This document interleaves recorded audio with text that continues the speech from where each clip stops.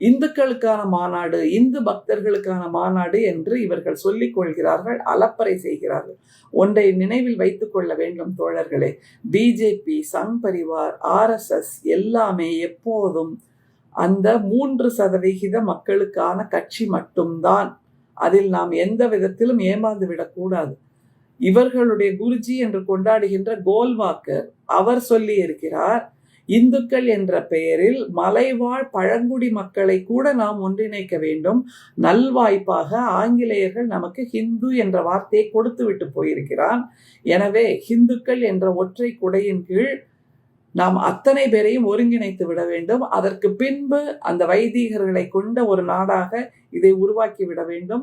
இந்துத்துவ சிந்தனைகள், சனாதன சிந்தனைகளை மட்டுமே இங்கே நாம் உயர்த்தி பிடிக்க வேண்டும். அதற்கு இந்த இந்துக்கள் என்று சொல்லப்படக்கூடிய பிற்படுத்தப்பட்டவர்கள், BC, MBC, OBC, SC, ST இவர்கள் அத்தனை பேரையும் இந்துக்கள் என்ற ஒற்றை குடையின் கீழ் அடையாளப்படுத்த வேண்டும் என்று இவர்களுக்கான அஜெண்டாவை போட்டு கொடுத்தது கோல்வாக்கர் என்பதை நாம் மறந்துவிடக்கூடாது. அதைத்தான் இவர்கள் இப்போது செய்து கொண்டிருக்கிறார்கள்.